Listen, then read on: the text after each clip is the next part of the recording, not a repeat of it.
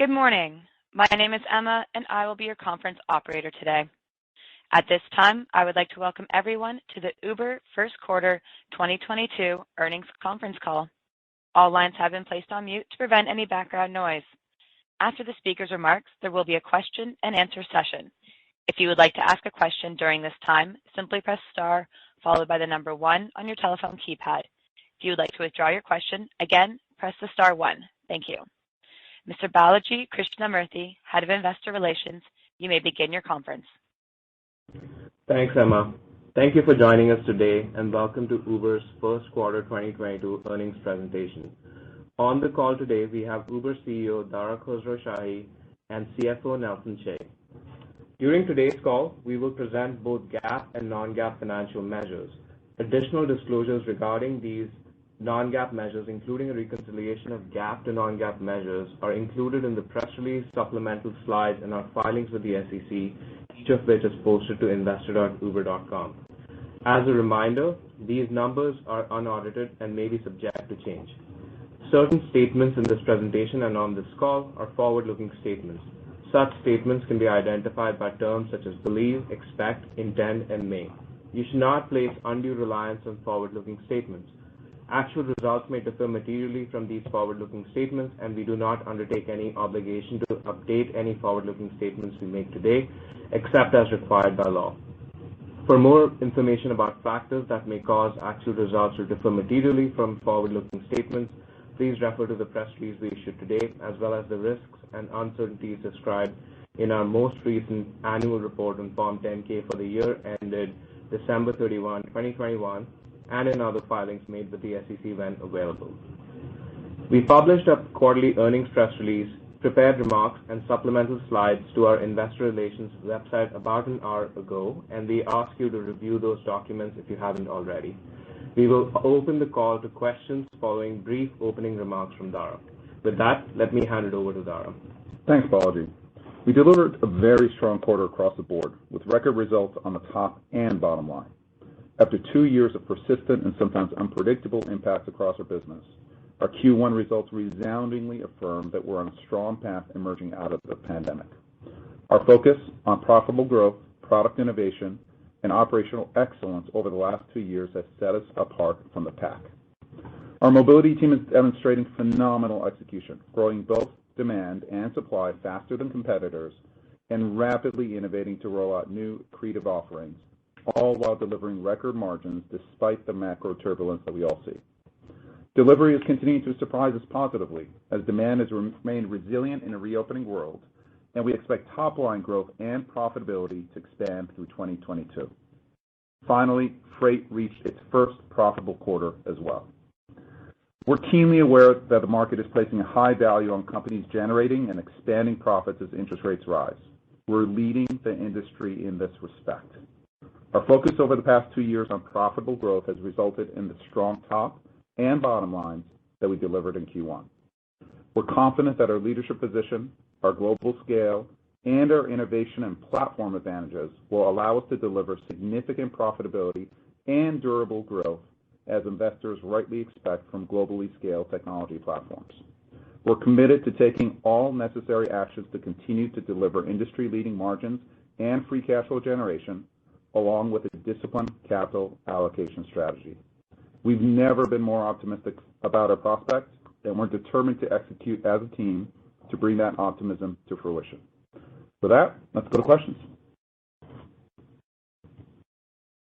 Thank you.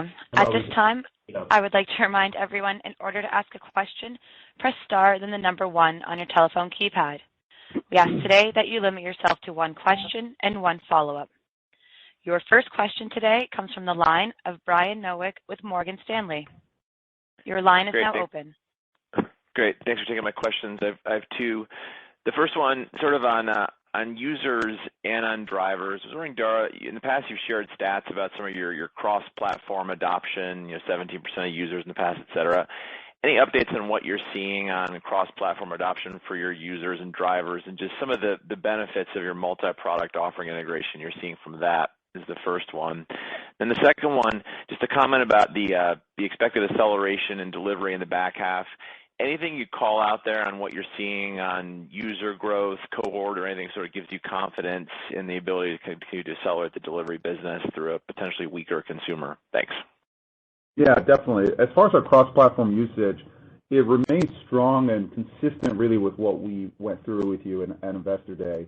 And one of the interesting factors that we're seeing is that as mobility is opening up, a significant number of new riders are coming onto the platform, and that gives us the opportunity to then upsell those new mobility riders to Eats, to our grocery offerings, and then ultimately to our Uber One membership plan, which is the only membership plan globally that offers both mobility and delivery offerings as well. So what we're seeing is really kind of a swelling of new audience coming in that then we can essentially upsell our cross-platform products and then ultimately membership as well. So we're super optimistic about all of the platform investments that we're making and the potential there. We've already launched, obviously, Uber One in the U.S. We announced launches in Mexico and Germany. We got a number of other launches teed up for the balance of the year. And I will remind everyone that members spend 2.7 times more than non-members. So as we move over, as new customers come in, we cross-sell them into the platform, we cross-sell them into membership, we can increase the spend and the lock-in that our platform provides in a way that no other monoline player can. And we already have the formula down, and it's about rolling out Uber One globally and then applying the same formula over and over again. Then on the cross-platform side, the side that's invisible to, I'd say, most investors is on the earner side. And we talked about how our efforts to sign up earners now are truly cross-platform. We bring you in not to drive or to deliver, but we bring you in to earn on the Uber platform. The success there has been very, very significant. You heard, I think last night, one of our competitors in the U.S. having challenges or at least looking to lean into driver supply. Our active drivers in the U.S. and Canada are up 70% on a year-on-year basis in April. New drivers were up 121% year-on-year in April, and it's because we're bringing new drivers on, not as Uber Rides, not as Uber Eats, but as Uber as a platform, and to earn in any way, shape, or form that they can on the platform. And that's proving to be a structural advantage from what we can see versus the competition, both locally and we think ultimately globally. And then question on back half for delivery. Yeah, as far as back half of the delivery goes, it really is about the European reopenings and comps. So some of the countries, France, for example, is reopening. It is spectacular news for mobility business. It makes the delivery comps a little bit tougher.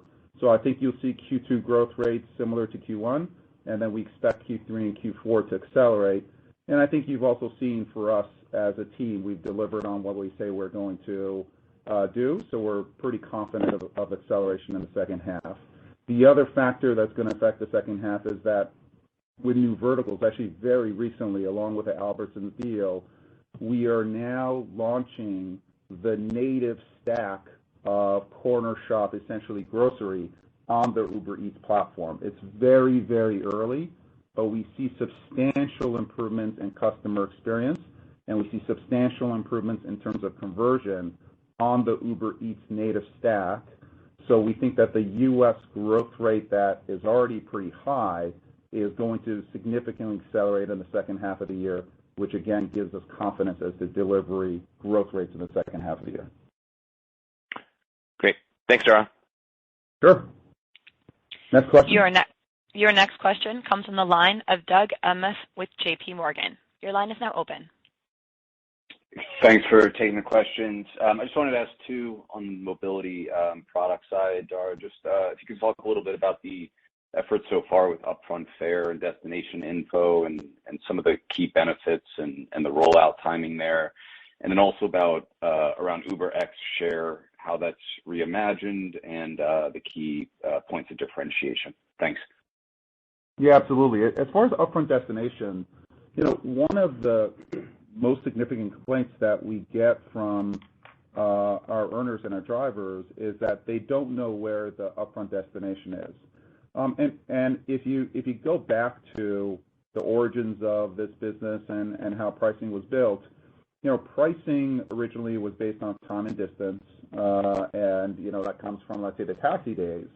But the fact is that based on the destination, the value of a ride, which may take the same amount of time and distance for a driver, may be very different based on the destination. So if you're going from the airport into central San Francisco and you're going to get a ride as soon as you drop the person off, that's a pretty valuable ride.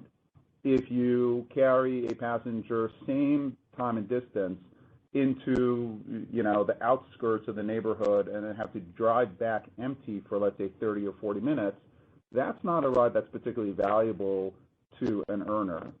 And if you're purely basing your charges on time and distance, essentially those two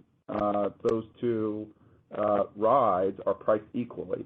We think that's a bug in our system, and it certainly does not serve the best interest of the earners. So now with our new system, we display the full information of the ride, especially what the destination is. Our algorithms are then able to take signal. Let's say the trip out to the outskirts where the drivers have to come back empty. We will then price up that trip so that the earner trip earns the fair value of that fare and also knows exactly what they're accepting or not accepting. That also improves the consumer experience because cancellation rates, once drivers understand what the destination is, go down as well. There's a huge amount of technology that has to go into developing this kind of a system because essentially the pricing systems have to get signal based on earner behavior in order to hone in the pricing to truly price kind of that trip based on the market clearing price that earners are willing to accept that trip with. So there's a huge amount of ML data work that goes into that system. But we think it's fundamentally a better way, and the feedback that we're getting from our driver partners has been quite positive. It's a big change, though, I'll tell you, and there's a lot of debugging going on. There's a lot of algorithmic work to make sure that the earner experience is as great as it is, but we're very, very optimistic about this fundamental change.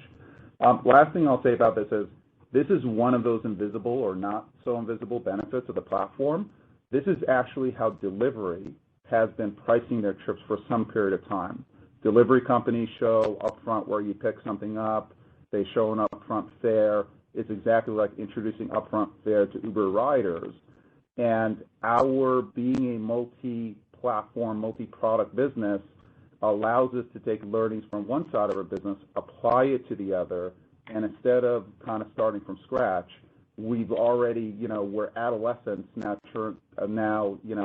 using all of the knowledge from our delivery business and passing it on to the mobility business. So lots of advantages having a single marketplace team, a single technology team, thinking about the best of both worlds and constantly applying learnings for one to the other. And then as far as UberX goes, UberX Share, we're super excited about the business. I think with Share, we're looking to resolve a fundamental issue that the older pool model had, which is the interest of the rider and the interest of Uber were misaligned, right? Which is the rider would ask for a pool trip hoping not to be matched, and Uber obviously would want that trip to be matched in order to achieve the economics that we expect. With UberX Share, there's an upfront discount, and when you are matched with another rider, you get a higher discount on your trip. So all of a sudden, interests are aligned in this kind of system, and we're very, very encouraged by the early signal that we're seeing, and we're looking to launch UberX Share in about 15 markets in the next quarter, and we will continue to expand from there. So both upfront fare and UberX Share are areas that we're quite excited about, and areas where there's a lot of innovation going in for the teams. Thank you, Dara. You're welcome. Next question. Your next question comes from the line of Eric Sheridan with Goldman Sachs. Your line is now open. Thanks for taking the question. Maybe two, if I can, on the delivery business. You grew, as you talked about, earners at a very high rate, especially in the U.S. Can you talk a little bit about the competitive landscape for earners in the delivery business and where you see yourself vis-a-vis competition from a scale standpoint, especially in the markets that you think are the most important to you, where it lines up the most with the mobility business? And then on the expansion of categories, how important is it to get some of those categories right as standalone apps and standalone businesses versus them being broadly more folded into the Uber app and getting the platform experience more right than wrong if you look out over the next couple of years, vertical versus platform? Thanks so much. Sure. I think in the U.S. on the earner side, and again, we don't necessarily look at earners now as couriers or drivers because increasingly we want earners to earn however they want to on a particular day. They may want to stay in their little neighborhood, and that accrues more to delivering food because typically you stay within a certain radius, or they may want to make more money. And right now, earnings for drivers, for example, who drive more than 20 hours on our platform in the last quarter were $39, including tips. So earnings are super, super high, which is great for our earners. On the courier side, I wouldn't say that there's a huge amount of competition in that we've got plenty of couriers, and from what we can tell, our competitors do as well. It's a very flexible way to earn, which our earners appreciate. So we have seen the number of active couriers globally up 34% on a year-on-year basis, and in the U.S. and Canada up 79% year-on-year. So we're in very good shape there. And actually, a fair amount of the year-on-year increase in take rate, call it true take rate, that you're seeing in the delivery business is because we've been able to drive cost per transaction down as a result of higher efficiency in our marketplace because we have plenty of couriers. And as we get more density in our marketplace, essentially the distances that we have to carry food and go pick up food, et cetera, come reduce. And our algorithms in terms of routing and batching continue to optimize and get better and better and better. That is essentially upside as it relates to net revenue. And it really doesn't cost anything. It just costs engineering time to achieve, which is time that we have. And then as far as the super app versus multi-app consumer experience, you know, the way that we're doing it is on the consumer side, we're looking to get the best of both worlds. Think about it in the same way that Facebook has a family of apps. They've got Facebook and Instagram and WhatsApp, and they're kind of loosely coupled. Same thing with Google. They got Google and Google Maps and Google Mail. Again, they're coupled. You have one identity, one payments, et cetera. We're looking to achieve the same thing. Multiple apps, whether it's Uber Eats or Cornershop, your identity is the same. Drizzly, your sign-up's the same. We treat you the same way. Your customer experience is consistently excellent. You've got the Uber One membership that flows across all those apps to save you on delivery fees. And at the same time, within each app, we're constantly cross-promoting one platform to the other. On Rides, we're cross-promoting Eats. We're actually super excited. We're starting to cross-promote Rides on our Eats app. We frankly weren't sure if it's going to work. We now see signal that it's working. Actually, we're able to resurrect riders back into the reopening through the Uber Eats app, which is something that we're super excited about. So all the apps talk to each other, cross-promote each other. We use machine learning algorithms to figure out what is the best promotion to put in front of the right person at the right occasion. And you can imagine lunchtime, the promo may be different than drinks time, for example. On the back end, as it relates to earners, we are a single super app. And essentially, you sign up to earn on Uber, and more we will offer you different opportunities to earn based on what we know about your profile, based on time of day, based on where you are, and based on what the opportunities are. And we think that's a very, very significant structural advantage over other players in our industry, none of which has a super app model. Thanks for all the color. You bet. Next question. Your next question comes from the line of Justin Post with Bank of America. Your line is now open. Great, thank you. I guess just given the challenges at Lyft that they talked about on driver incentives, can you talk about the mobility supply-demand dynamics and how you're going to manage, what hopes to be a pretty robust opening over the next 6 months? And then when you look at your prepared remarks, some interesting stuff on regulatory and new use cases. Just want to see if you feel like you're kind of getting over the hump here on regulatory, if there's real progress there, and why you've kind of decided now to expand some use cases to car rentals and travel. Does that kind of signal that the core business is now kind of on a positive trajectory? Thank you. Yeah, listen, Justin, our need to increase the number of drivers on the platform is nothing new, nor is it a surprise. We were on this last year. If you remember, Q2 of last year, we were very early. We saw signal, and we leaned in very aggressively, initially with incentives, into improving our driver supply.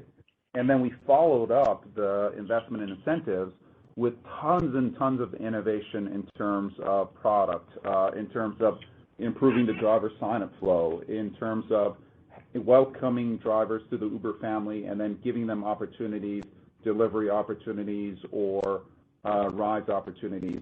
We see the sooner an earner can earn on the platform, the higher our sign-up rate to that first trip. And often we can get earners earning on the platform faster with delivery than we can with mobility because of regulations or background checks, et cetera. So we're able to engage that earner with money in their pockets really, really early. And at the same time, we've invested in experiences where instead of, for example, you're having to upload your documents into our systems, we will go connect to insurance companies, DMVs, et cetera, and as we build out those APIs, essentially we upload those documents automatically versus having you do the hard work, and sometimes it works and sometimes it doesn't, and sometimes you may get the document right or wrong. We talked about upfront destinations for earners as well. So we have pivoted the company to being earner-centric, innovating for earners, thinking about the earner experience, treating earners as, with respect and dignity and building for them versus building just for the company. This has been an activity that we've been on for a year, and we feel very, very well prepared for the future. We're constantly watching supply-demand dynamics. We're constantly watching supply hours. Earner retention is improving. Engagement on the platform is improving. So we feel as good about our driver supply in general, our earner position, as we ever have. That said, we know we have to improve. We have to keep increasing the number of new drivers on the platform.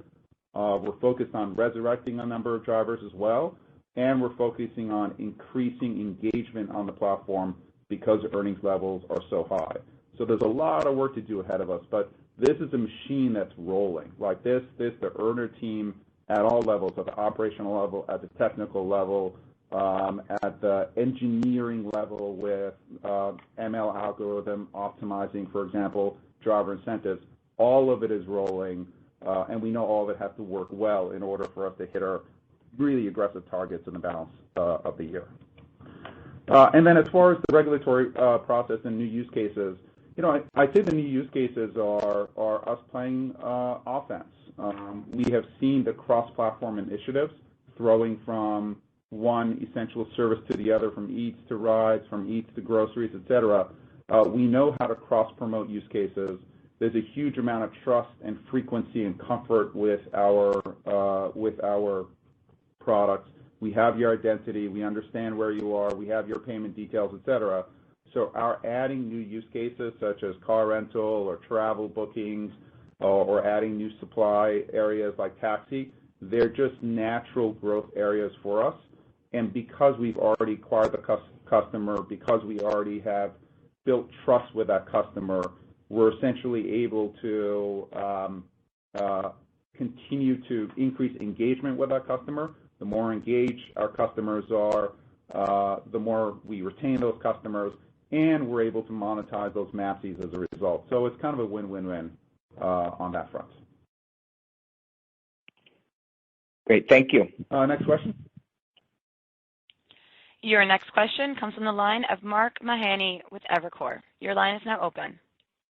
Thanks. Two questions, please. There's been a lot of focus on retail marketing, so at least across the industry. So could you just give us a little bit of an update on where you are in terms of putting together advertising revenue? I know you laid out a goal at your Investor Day. Any update on that? And then secondly, on the MAPCs numbers, any way to think about what should happen to MAPC growth going into the next quarter? I think that was that sequential decline, I think, was a lot of Omicron hit. So are you back to a point where it's reasonable to expect MAPCs to grow, through the balance of the year? Thank you. Yeah, I'll start the second one first, which is we're absolutely seeing MAPC growth continue to accelerate post-Omicron. So, for example, while MAPC growth for the quarter was, or MAPCs were 115 million, up 17% for the quarter, in March, they were up at 120 million, up 20% on a year-on-year basis. So we're seeing MAPC growth accelerate, and we expect to see that acceleration build into April and the balance of Q2. We absolutely see the reopening as a very, very big MAPC driver, especially on the mobility side. So expect MAPCs to continue to grow and, if anything, to accelerate into the second quarter. As far as our advertising business goes, continued strength there. We essentially more than tripled the business on a year-on-year basis, and we are very much on track to hit the targets that we laid out during Investor Day. Thank you. You're welcome. Next question. Your next question comes from the line of Lloyd Walmsley with UBS. Your line is now open. Thanks. Two, if I can. Just first, can you talk about the UK mobility business and where that is on, kind of the path back to profitability under the worker classification and that charges? Can the UK, do you think, get back to prior levels of profitability, and where are we on that journey? And then the second one, in the script, you talked about now expecting to be free cash flow positive for the full year. Any update on how you think about the potential for capital return, given your cash position, and kind of where the shares are trading? Anything you can share there would be great. So Lloyd, I'll do the second one first, and Dara will do the UK after. So as you know, we're still coming out of the pandemic. We were clear early on that we were going to focus on making sure we had ample liquidity. I covered this on Investor Day to let you know that free cash flow largely trails EBITDA by about $1 billion a year. And so that's why we have the confidence to make the statement that we'll be free cash flow positive this year. We certainly recognize, given what's going on in the market right now, and we encourage all to get towards, being free cash flow positive, because we think it'll be very important as we think about this cycle. As we think about capital return down the future, we certainly are going to be open to it, right? So we recognize that we don't get paid for hoarding capital. As you know, in the past, there may be some things we want to do, and we will certainly look at capital return as one of those levers. But again, I think it was important that as you think about the pragmatic walk that we've taken on capital and on liquidity, importantly, and as you know, we've taken every opportunity to improve our debt in terms of the amount of both extending and reducing the debt. And so I think you'll expect to hear more about this as we go into next year, but I think it was important to get to this point where we could declare that we'll be free cash flow positive this year. And then, we understand about capital return. I think if you think of our equity stakes, while they were mark to market down, they're very good sources of liquidity. And many of those lockup restrictions, expire, if you will, or come due during the course of this year. And so, depending on where markets trade as well, we'll have plenty of sources to return capital. Yeah, and I think as far as the UK goes, listen, we made tremendous progress in the UK. We moved to the worker model. We're now compliant with merchant status, and we've recently been granted a private hire vehicle operator license for 30 months, which is terrific. Our relationship with the city is second to none, and we're committed to CityCon's goal of electrifying our fleet by 2025 in London, a real leader in environmental impact and something that we're firmly behind. We absolutely believe that it is a condition for every operator's license to move to merchant. We have not seen some of our competitors do so, but the TfL has been very, very clear that they will enforce those rules. So, we just think level playing field, it's just a matter of time. And the ones that are ignoring the law, are either accruing liability, they're going to pay for it sooner or later, one way or the other. We can't tell you the timing, but it is going to happen. As it relates to our business on the ground, our seat position is very strong, so we're very confident as it relates to our category position, and our business has returned to solid profitability, and we see profitability in the UK healthy and improving into the balance of the year. All right, thanks, guys. You're welcome. Next question. Your next question comes from the line of Ross Sandler with Barclays. Your line is now open. Hey, guys. Just two kind of big picture questions. First is on the delivery side. So on convenience and grocery, I think there's a debate whether 3P delivery or these new dark store concepts are a better business model. So how do you view that? I know most of your businesses started in 3P, but would it make sense to build out 1P grocery or convenience eventually? And then second question is on the taxi partnership. So I think you said you want every taxi on the planet on Uber by 2025. Can you just talk about how those partnerships might impact the unit economics in rides? Thanks a lot. Yeah, absolutely. As far as grocery goes, 3P versus 1P, our goal, first of all, is someone hit up building maintenance, check up the AC. I'm not sure who did it. Oh, sorry, you're on the call. Someone on the call? Christine. I think we have someone else who wants to answer. Operator, somebody needs to be muted. Go ahead. My apologies about that. Please continue. Okay, we'll try again. So as far as 3P versus 1P, I think our goal is to provide a great experience as it relates to our eaters and our shoppers who want their groceries and they want it fast. All of our data suggests that getting your groceries inside of an hour is a spectacular experience. I think there's lots of debates as to whether it's got to be 10 minutes or 15 minutes or half an hour. And if anything, we see a bunch of the 10 or 15-minute folks move to the half an hour area, which is more of where we are. We believe we can get a spectacular experience for our grocery shoppers through partnerships with our grocery partners. This is what they do day in and day out. And for example, we have a partnership with Carrefour, which is a huge player in France, where they are adjusting their model. They're taking everything that they've learned in their grocery space, years of experience, and essentially they're reducing the number of goods that they have and reducing the delivery times to that 20, 30 minutes, which is a delightful experience. So we believe that we're able to get essentially 100% of the experiential benefits of fast grocery through partnership and avoid the kind of capital investments that you have to make in terms of leases, opening up a bunch of stores all over cities, in addition, frankly, to the defocusing of the team. What we build, we are building a software layer on top of the physical world. That's what we're good at. We're good at matching demand and supply in a real-time way. We do it more broadly and with audiences that are unrivaled around the globe. And we think building a bunch of dark stores in a few cities doesn't make our network any better, and we have the best real-time network out there.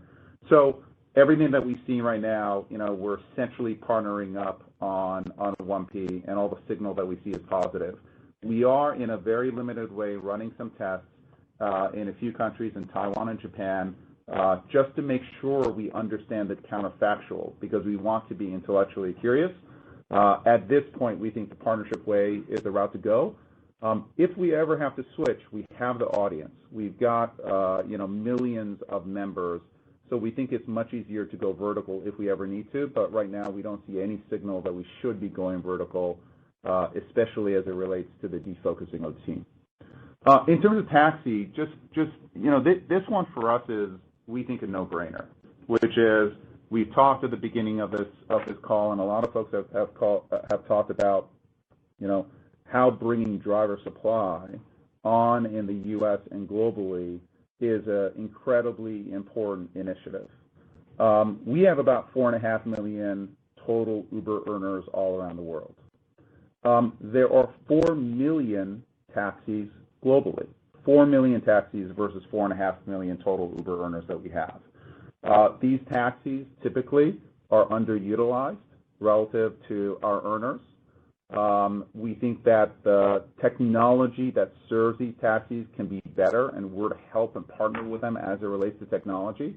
We think that the days of, you're going on the street and waving your arm to hail taxis, we think those days are over. Like, we think any entity that is dependent just on street hail is like a retailer who pretends that the internet never happened. So, this is the time, and we're seeing taxi partners want the benefit of our technology. They want the benefit of our demand. They understand that we're all in it together, and this can be a benefit for us. It can be a benefit for taxi drivers. It can be a benefit for fleet owners, et cetera. So this is a win-win-win. And it's a big opportunity, 4 million taxis on a global basis. And we are now kind of going, country by country, city by city. We're obviously excited about the announcements in New York City and San Francisco, but I want to make sure that our investors and analysts understand we've been at this for a while. Like, we've been signing up taxis in Spain and Japan and Korea, and we have built out an experience set as to how you build out the taxi product and how you optimize the experience for the rider as well. This is another benefit of our being a global company. We're coming to the U.S. with a confidence and experience that we built in Spain, Japan, and a bunch of other markets as it relates to taxi. So we think it's a huge opportunity, and the team is incredibly excited to get going on it. Next question. Your next question comes from the line of Deepak Mathivanan with Wolfe Research. Your line is now open. Great. Thanks for taking the questions. So first, Dara, given that you have a meaningful competitive advantage on the rideshare side with your driver supply position versus competitors, how do you think about the opportunities to gain share? I mean, it feels like you can manage consumer prices at better levels versus competition. Can you talk about opportunity to gain share? And then second on Eats, one of the fears investors have on this space, is that every product category that saw benefit from the pandemic is now seeing, some form of accelerated reversal, maybe due to churn or retention issues. Food delivery has been very resilient. Can you talk about what you're seeing in terms of frequency and usage underlying the bookings growth? Thank you so much. Yeah, absolutely. As far as gaining share versus our competition, I'll tell you, gaining share isn't a priority for us right now. It's happening naturally in some of the reopenings, and it could be because of a mix shift. For example, the travel category is growing at very, very significant rates, and we tend to skew high on the travel category or the Uber for Business category. So we are observing some share gain in the U.S. and frankly, in most countries around the world, we're observing these kinds of share gains. And it may be that the kind of consumer that's an Uber consumer is higher end, travels a lot, travels for business, et cetera, is coming to the platform pretty quickly, and obviously we're a beneficiary of that. Our focus is on profitable growth. I think we're able to achieve profitable, call it durable growth, while gaining share versus our competitors because of the power of the platform. And so it's kind of naturally happening. It's not something that we have to lean into. And we're a lot less focused on, let's say, our competitors or competitor share as we are the opportunity to grow the business durably, to add on new segments such as taxi or hailables, two-wheelers, three-wheelers, or lower cost product, whether it's high capacity vehicles, et cetera. That's really the focus, and the share will take care of itself, although it has been taking care of itself, and we're quite constructive in terms of share gains. As far as the delivery reopening impact and frequency, listen, when you look at our delivery business, MAPCs were up 4% year-on-year, basket sizes were up 3% year-on-year, frequency was up 4% year-on-year. So all of the core metrics that drive the business are positive, and because of our innovation as it relates to bringing more earners onto the platform and then the density of the network driving cost per transaction down, we're able to improve the margins of the delivery business. So we're happy with the trends that we see, and we think that our frequency is going to also be assisted by our cross-platform usage and a higher penetration of Uber One members into our gross bookings base. You know, the penetration of Uber One members is still low generally for us and low compared to some of our competitors. And we see higher frequency with Uber One members. So we think that's a natural tailwind that can maybe combat some of the headwinds that some folks are seeing in the reopening. Got it. Thank you so much. Oh, by the way, one note, I didn't answer, and I want to answer all questions. I didn't answer the question on taxi margins. So as it relates to taxi margins, first of all, margins differ by geography. So for example, in the U.S., the deals that we've done with the taxi companies should be at quite attractive margins that are consistent with the rest of our business. In some markets, let's say in Japan or some developing markets, our taxi margins are lower, but we've consistently seen we're able to start at lower margins and then increase margins over a period of time. So when we think about the growth of our mobility business and the 10% incremental EBITDA margins that we are looking to deliver, our core products, let's say Uber Eats, X, or Reserve, or Black, those will tend to deliver higher than 10% incremental margins. We'll use some of those, the incremental above 10%, to invest in products such as taxi, three-wheelers, two-wheelers, et cetera, in order to drive, what I'll call durable growth, MAPC growth, et cetera. And, we're constantly balancing the two, and hopefully you've seen, as it relates to our execution over the past couple of quarters and years, that we have our hands on all the different levers in order to deliver very, very healthy top-line growth and the kind of profitability that investors are especially looking for nowadays. All right, next question. Our next question comes from the line of James Lee with Mizuho. Your line is now open. Great. Thanks for taking my questions. It's just a follow-up on regulatory update here. Maybe, Dara, can you talk about maybe the ongoing conversation with the New York State, giving your recent wins in Washington and also pretty strong ongoing support from drivers in Massachusetts? Did these victories kind of help you move the conversation along? And also, what are the key friction you're looking to resolve? Thanks.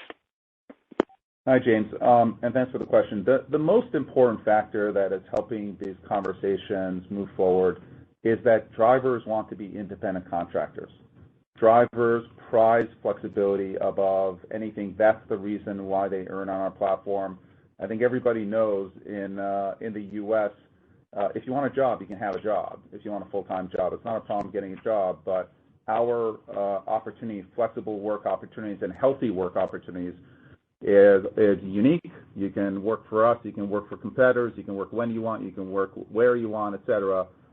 It's pretty powerful, and I think that, fortunately or unfortunately, in our Zoom world, where white-collar workers now have a lot more flexibility, maybe they also appreciate the value of flexibility in a way that they couldn't appreciate previously.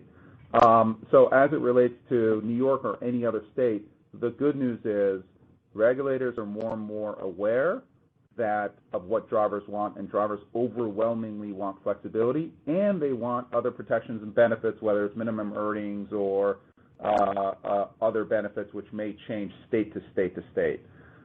So I don't want to comment on New York specifically. We're having promising discussions there, but you never know when kind of the regulatory winds move one way or the other. But generally, I would say that the regulatory momentum is positive. You see that in Washington, in Massachusetts. We have a ballot initiative out there. We are very confident of our prospects in Massachusetts, and essentially, we like to see a negotiated settlement in these cities. Certainly, we'll look to have a negotiated settlement in Massachusetts, but we're confident in if we have to go to the ballot. And hopefully New York will get there, but we can't predict the timing. Thanks so much. Welcome. Let's take the last question, operator. All right, last question. Our last question today comes from the line of John Blackledge with Cowen. Your line is now open. Great, thanks. Two questions. What were the mobility rides volumes in the first quarter versus pre-COVID levels, and what are the kind of the key use cases where there is headroom to close the gap, particularly as we look toward reopening in the second quarter and the back half of the year? And then just on grocery and other delivery, what was that as a percent of delivery gross bookings in the first quarter, and just discuss any progress that you saw in the quarter and as we round through the year. Thank you.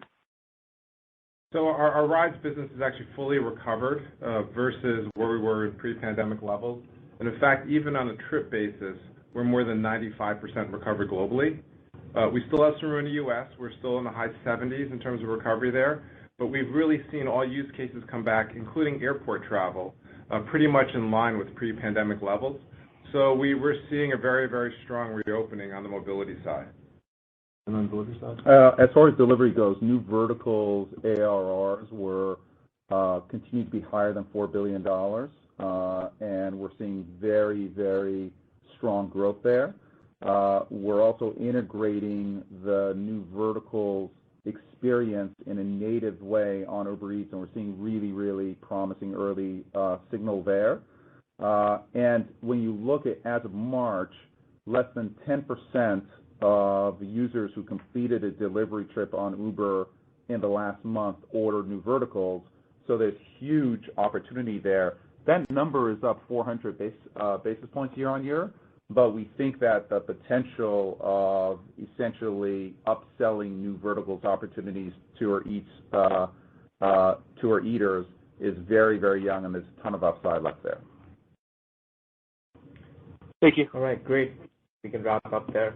All right. Thank you, everyone, for joining us on the call, and great work to the Uber team. Q1 was a super, super strong quarter. We're expecting more of that in Q2. I think this is a quarter where we're starting to show separation against our competitors in terms of execution, and that execution showing up in the financials in terms of a healthy growth profile that we expect to see for some period, and also profit generation and free cash flow generation coming up this year that we're very, very excited about. So thanks, everyone, for joining, and we'll talk to you next quarter. This concludes today's conference call. Thank you for attending. You may now